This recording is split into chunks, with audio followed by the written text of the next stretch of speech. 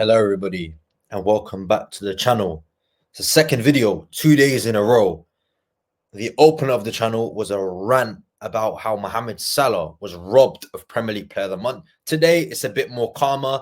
It's more business as usual as Liverpool do their business as usual, as we have come to see the last 6-7 months under the regime of Arne Slot. Liverpool hammer Accrington Stanley 4-0 in the FA Cup. The Premier League leaders, had an easy run, you could say, in the FA Cup. Accrington Stanley are League Two side. It was kind of expected that Liverpool get back to winning ways after the disappointments in the last two matches against Manchester United at Anfield, and the 2-0, and the 1-0 defeat to Tottenham in the first leg of the Carabao Cup semi-final. So it was imperative that Liverpool bounce back from that. And bounce back is what they did with a formidable performance and 4 goals to put that kind of game to bed, to be honest with you. But guys, if you're new to the channel, I'm new to your screens. You either catch me on BNR or on this channel from now on. But guys, make sure you like, make sure you subscribe. It means a lot to me, especially for a new creator. I'm not only going to be making Liverpool content, but much, much more is coming your way. And make sure to turn on the bell notification and get your comments in below. Liverpool are back. Liverpool thrashed Accrington Stanley 4-0. And it was an unbelievable performance from Liverpool, you have to say. And I was very, very surprised. And the reason why I was very, very surprised, because Arne selected a very, very strong lineup with, the youthfulness of, Rio Ngoma, if that's how you say his name. I'm still trying to figure it out, but he looked exceptional. Jayden Dan's coming on and scoring a goal. The big talking point before the game was Rio Ngoma starting the game and no Federico Chiesa, which Arne Slot then confirmed later on in his presser that he was ill the last couple of days, which is why he could only play 45 minutes. But I looked at the 11 and I was like, if Federico Chiesa cannot get a start against Accrington Stanley, his Liverpool career is never going to take off. But I was shut up by Federico Chiesa and he scored an absolutely brilliant goal. But all round, it was a brilliant team performance. I think Liverpool needed something like that, especially players like Trent Alexander-Arnold, who scored today, needed a performance, especially his performances against Manchester United and all the scrutiny around his contract situation. I think he's one of the few players that needed a performance, and a game like this was perfect for Trent Alexander-Arnold and a lot of Liverpool players to get back into form. He selected a very strong lineup, Arne Slot, with Kelleher starting, Endo, Kwanzaa. I think Konate was supposed to start, but he pulled out. Tsimikas, Trent started, Szoboszlai coming back from illness, finally getting a game, and Jota, Nunez, Rio Ngoma, Harvey Elliott. It's very, very strong Liverpool 11. And I thought he'd rotate a bit more, but the rotation that he did use, the players he did use in rotation, it turned out to be a very, very good afternoon's work for Liverpool. And it was a 12:15 kickoff. It was a very, very chilly day at Anfield, but I have to give credit to Accrington Stanley. They came to play and they had a few chances in the game, and maybe they could have got a goal or two. But I think other than that, Liverpool will be very, very happy with their performance, and especially with that, with the goals in the game. You had the counter-attacking goal with Darwin to Jota. You had the elegance of Federico Chiesa, who basically set up the third, and Jayden Dan's hit it when the keeper parried it from Federico Chiesa's shot, and Federico Chiesa with a brilliant right-footed shot into the bottom corner. It was an all-round exceptional performance from everybody involved, and I think this was one of those games where you not needed to perform, because I think Accrington Stanley are not the greatest side, with no disrespect to them, because I think, the levels in England. Liverpool are the league leaders. They're the Champions League leaders. I think Accrington Stanley knew that coming into this match as well, that they are playing an opposition that are in complete control of English football at the moment, complete control of European football at this moment, as shown by their league positions, and also only losing 2 games in a season for Liverpool, and where in January was another reminder of how good of a side that Arne Slot's men are. And I'm pretty sure Accrington Stanley knew that, and the scoreline reflected that dominance that Liverpool had in the game, and it also reflects the dominance Liverpool have kind of had across the season so far. So I think Accrington Stanley knew what they're coming up against, and they gave it a good shot, but ultimately it was only going to end one way. let's get a bit deep into the game, because I think it's important to highlight some of the real positives. I spoke about it sporadically early on, but I think we need to, kind of not break it down, but get deeper into some of the issues and some of the positives for Liverpool. I think the positives, first and foremost, is Liverpool scoring 4 goals, and the likes of Rio Ngoma getting his first Anfield game, his debut. He likes of Jayden Danns getting a goal. It's nice to see Tyler Morton in there, Jarell Kwanzaa. It's a very youthful, not youthful, but academy-based team. Kwanzaa, Morton, Trent, Rio Ngoma. Some may say he's come from Chelsea, but he is from Liverpool's academy. Harvey Elliott is another one who's a born red that played in the academy for a bit, under 21 level. So it was nice to see, the Scousers, the Liverpool kids play together alongside the experience of the likes of Jota, Nunez, Endo, who I thought was exceptional. Kelleher's another one that's come from Liverpool's academy. Tsimikas as well. But I think it was, it was a really good performance from Liverpool, and I think Jota needed a goal. He got a goal after he was scrutinized against Spurs. He wasn't particularly great, so I think the counter-attacking goal from Liverpool today was brilliant. The absolute bullet from Trent Alexander-Arnold.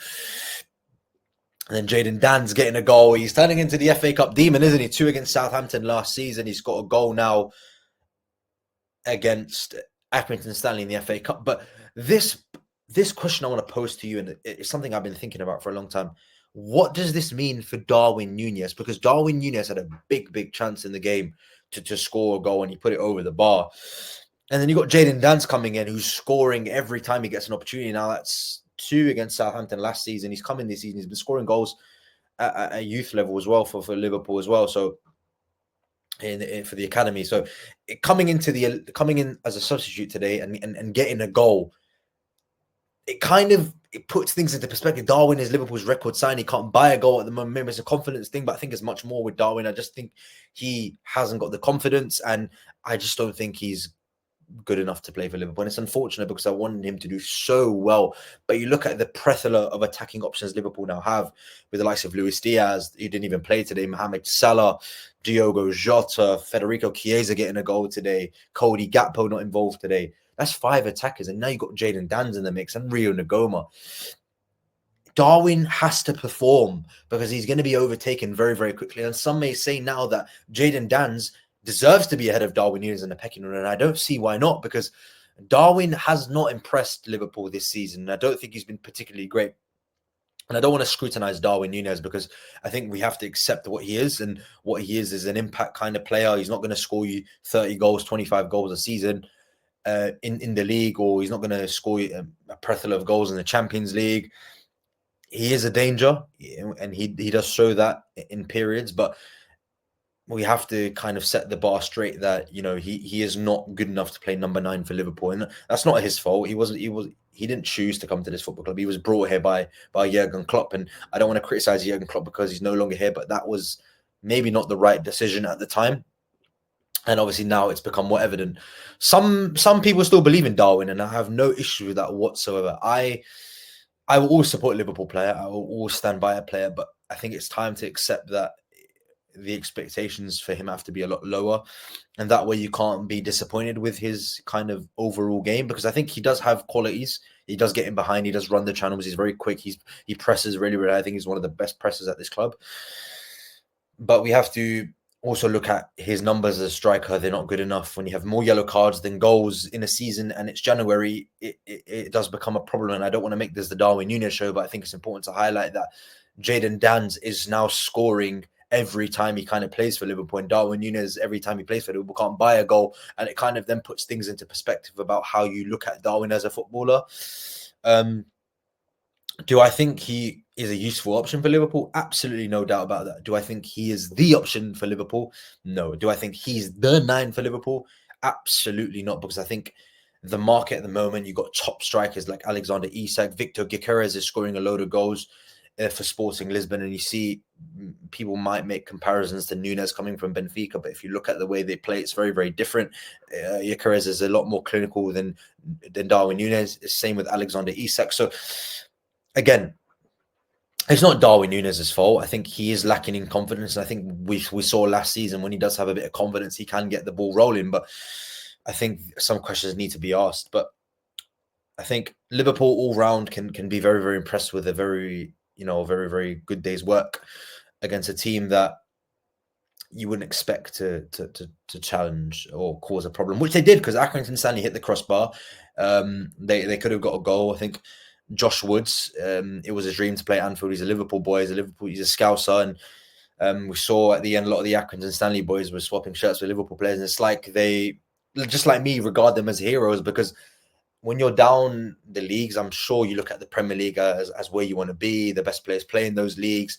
The Premier League, especially, and Liverpool are the best team at the moment. So I think I do wish the best for Accrington Stanley. I will keep a closer eye on them now, because I think I want them to do well as a football club. Very, very respectful supporters from what I read online as well.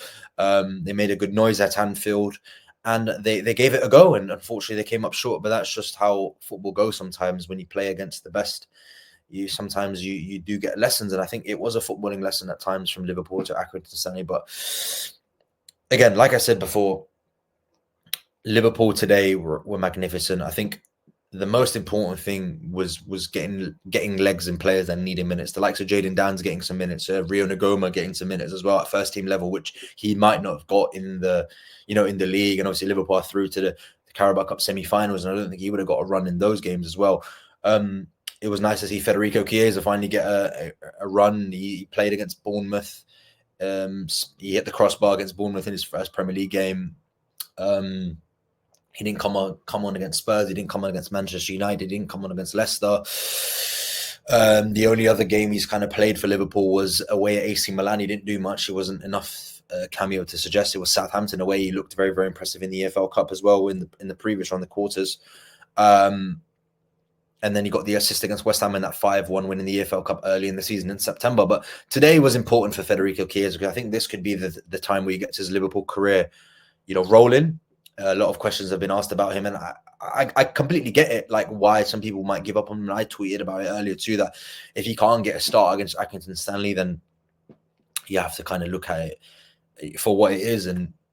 But then Arne Slot then came out and said, he was ill and he wasn't fit enough to play from the start. And I get that. And he got 45 minutes, and in that 45 minutes, he could have scored 4 goals. And he had a shot, and that bounced off the keeper and went into Jayden Danns. You could say he contributed to that, and he scored a goal, and the keeper made a few saves for him. So it looked promising from Federico Chiesa from the right hand side. And I think if we see more of this in the cups, because I think he will get a nice FA Cup run and got a load of fixtures coming up, I think it'll be nice to see a player, because we know he has quality, and he played 34 times last season for Juventus, so he wasn't injury prone last season. I think people use that ACL as an excuse to kind of look at the season, but he didn't have a preseason. He was very, very impressive, I thought, at the European Championships in the summer as well. So there is a player in there. It's just about finding that rhythm for him and finding that balance in the squad for him and where he can fit in. Because I think he can play centrally, he can play on the left, he can play on the right.